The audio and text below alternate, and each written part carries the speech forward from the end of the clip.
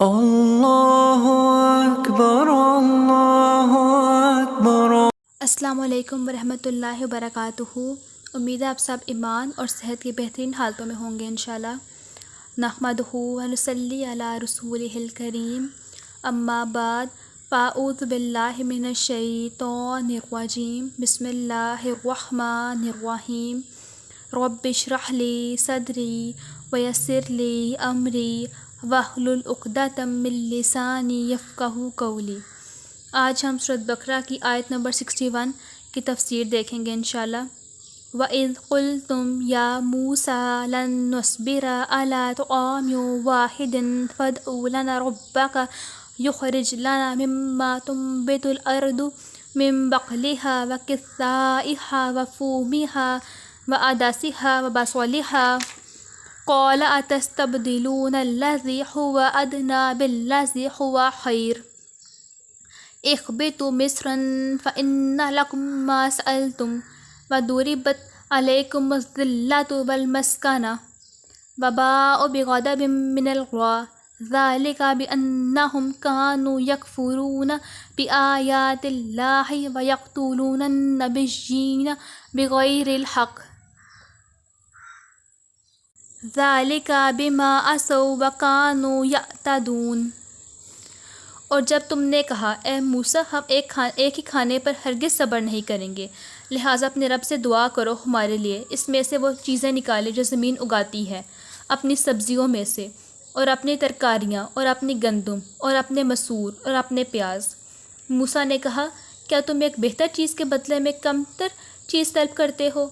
کسی شہر میں اتر جاؤ، یقیناً جو کچھ تم نے مانگا ہے وہ تمہارے لیے ہوگا۔ اور ان پر ذلت اور محتاجی مسلط کر دی گئی، اور وہ اللہ تعالیٰ کے غضب کے ساتھ لوٹے۔ یہ اس وجہ سے ہوا کہ وہ اللہ تعالیٰ کی آیات کے ساتھ کفر کرتے تھے اور اللہ تعالیٰ کے نبیوں کو ناحق قتل کرتے تھے۔ یہ اس وجہ سے کہ انہوں نے نافرمانی کی اور وہ حدود سے گزر جاتے تھے۔ یہودیوں نے ناشکری کی اور من و سلوہ کی بجائے ناقص کھانے کا مطالبہ کیا۔ اس آیت میں اس کی وضاحت ہے۔ وَإِذْ قُلْتُمْ يَا مُوسَىٰ لَن نُّصْبِرَ عَلَىٰ طَعَامٍ وَاحِدٍ، اور جب تم نے کہا اے موسیٰ ہم ایک ہی کھانے پر ہرگز صبر نہیں کریں گے۔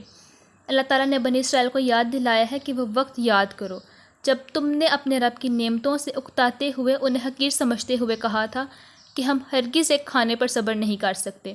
میں نے تم پر من و سلوہ نازل کیا جو خوشگوار اور پاکیزہ غذا تھی اور بلا مشقت ملتی تھی، مگر تم نے ناشکری کی، اس کھانے کی قدر نہ کی، اور سیدنا موسیٰ علیہ السلام سے اس کی نسبت ناقص کھانے، سبزیوں، ترکاریوں وغیرہ کا مطالبہ کیا۔ فَادْعُوا لَنَا رَبَّكَ يُخْرِجْ لَنَا مِمَّا تُنبِتُ الْأَرْضُ مِن بَقْلِهَا وَقِثَّائِهَا وَفُومِهَا وَعَدَسِهَا وَبَصَلِهَا، لہٰذا اپنے رب سے دعا کرو کہ وہ ہمارے لیے اس میں سے وہ چیزیں نکالے جو زمین اگاتی ہے، اپنی سبزیوں میں سے، اور اپنی ترکاریاں، اور اپنی گندم، اور اپنے مسور، اور اپنے پیاز۔ بنی اسرائیل نے سیدنا موسیٰ علیہ السلام سے کہا اپنے رب سے دعا کرو ہمارے لیے زمین کی پیداوار نکالے، جیسے سبزی، لہسن، مسور، ککڑی اور پیاز وغیرہ جو کہ معروف ہیں۔ قَالَ أَتَسْتَبْدِلُونَ الَّذِي هُوَ أَدْنَىٰ، موسیٰ نے کہا کیا تم ایک کم تر چیز طلب کرتے ہو؟ سیدنا موسیٰ علیہ السلام نے انہیں کہا کہ کیا تم ادنا چیز لینا چاہتے ہو؟ بِالَّذِي هُوَ خَيْرٌ، ایک بہتر چیز کے بدلے میں۔ اس سے مراد من و سلوہ ہے۔ اللہ تعالیٰ نے ان سے سوال کیا کیا تم کھانے کی عمدہ اور نفع مند چیزوں کے بجائے ردی چیزوں کو ترجیح دیتے ہو؟ اهْبِطُوا مِصْرًا فَإِنَّ لَكُم مَّا سَأَلْتُمْ، کسی شہر میں اتر جاؤ تو یقیناً جو کچھ تم نے مانگا ہے وہ تمہارے لیے ہوگا، یعنی تمہاری مطلوبہ چیزیں جہاں بھی تم جاؤ ہر شہر میں بآسانی مل سکتی ہیں، اس کے لیے خاص دعا مانگنے کی ضرورت نہیں۔ مصر سے مراد بلکہ مصر نہیں بلکہ کوئی ایک شہر ہے۔ وَضُرِبَتْ عَلَيْهِمُ الذِّلَّةُ وَالْمَسْكَنَةُ، اور ان پر ذلت اور محتاجی مسلط کر دی گئی۔ قانون شرعی کے لحاظ سے ان پر ذلت ڈال دی گئی، اب ذلت و محتاجی ان سے دور نہیں ہو سکتی۔ اللہ تعالیٰ نے یہودیوں کو ذلیل کیا، ان کی ریاست چھین لی، اور ان پر مسلمانوں کا جزیہ لگانا سب سے بھاری تھا۔ یہ خود بھی اپنے آپ کو ذلیل و محتاج سمجھتے ہیں، نہ ان کے پاس حکومت و قوت ہے اور نہ تخت و تاج۔ ان پر اس قدر ذلت چھائی کہ مشرکوں نے بھی ان سے جزیہ لیا۔ وباء بغضب من اللہ، اور وہ اللہ تعالیٰ کے غضب کے ساتھ لوٹے۔ غضب ان کی گردنوں کا توق ہے کیونکہ انہوں نے حق کی پیروی سے انکار کیا۔ ان کا سودا کتنا برا تھا۔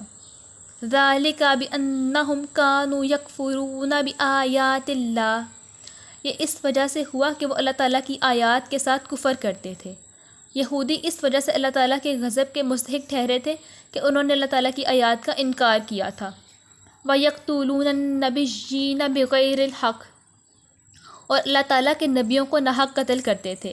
بنی اسرائیل پیغمبروں کو اس لیے قتل کر ڈالتے تھے کیونکہ وہ منمانی کرنا چاہتے تھے، اور اس لیے راستہ بتانے والوں کو ہی قتل کر ڈالتے تھے۔ بغیر الحق، قتل انبیاء کسی صورت میں بھی حق نہیں ہوتا۔ یہ اس فعل کے گھنونے پن کو واضح کرنے کے لیے فرمایا۔ ذالک بما عصوا، یہ اس وجہ سے کہ جو انہوں نے نافرمانی کی، یعنی بنی اسرائیل کو عذاب ان کے گناہوں کی وجہ سے ملا۔ انہوں نے اللہ تعالیٰ کے ساتھ شرک کیا، بچھڑے کی پوجا کی، سیدنا عزیز علیہ السلام کو اللہ تعالیٰ کا بیٹا کہا، واجبات کو ترک کیا، حرام کاموں کا ارتکاب کیا، اللہ تعالیٰ کے عہد کو توڑ ڈالا، اور امر بالمعروف اور نہی عن المنکر کا کام نہیں کیا۔ وَكَانُوا يَعْتَدُونَ، اور وہ حد سے گزر جاتے تھے۔ یہودی اللہ تعالیٰ کے بندوں پر زیادتیاں کرتے تھے۔ یہود بدعات ایجاد کرتے تھے، یعنی دین میں اللہ تعالیٰ نے جو اصول مقرر کیے ہیں جن کے کرنے پر ثواب اور نہ کرنے پر گناہ ہے، ان کو چھوڑ کر اپنی مرضی سے دین میں نئی باتیں ایجاد کر کے اپنی مرضی سے گناہ اور ثواب کے فیصلے کرتے تھے۔ یہود دین میں غلف کر کے حد سے نکل جاتے تھے۔ اب اس آیت میں ہم نے خود سے ریلیٹ کرنا ہے، ہم نے ایک بات نوٹ کرنی ہے، اپنا جائزہ لینا ہے کہ کیا ہم بھی یہودیوں کی طرح اللہ تعالیٰ کی نعمتوں کی ناشکری تو نہیں کرتے، کہ اللہ تعالیٰ نے ہمیں بھی اتنی ساری نعمتیں دی ہیں، تو کیا ہم ان نعمتوں کا شکر ادا کرتے ہیں یا ہم ان نعمتوں کی ناشکری کرنی، اپنا جائزہ لینا ہے۔ اور جیسے کہ اس آیت میں لاسٹ بات ہوئی ہے کہ یہودی بدعات ایجاد کرتے تھے، تو کیا ہم بھی ان لوگوں میں سے نہیں ہیں جو بدعات ایجاد کر رہے ہیں، یا اگر ایجاد نہیں بھی کر رہے تو ان بدعات کو فالو کر رہے ہیں؟ تو دین میں تحقیق کر کے دین کو فالو کرنا، ایسے کسی کے پیچھے نہیں چلنا۔ وآخر دعوانا ان الحمد للہ رب العالمین، سبحانک اللہم وبحمدک، اشہد لا الہ الا انت، استغفرک واتوب الیک۔ السلام علیکم ورحمۃ اللہ وبرکاتہ۔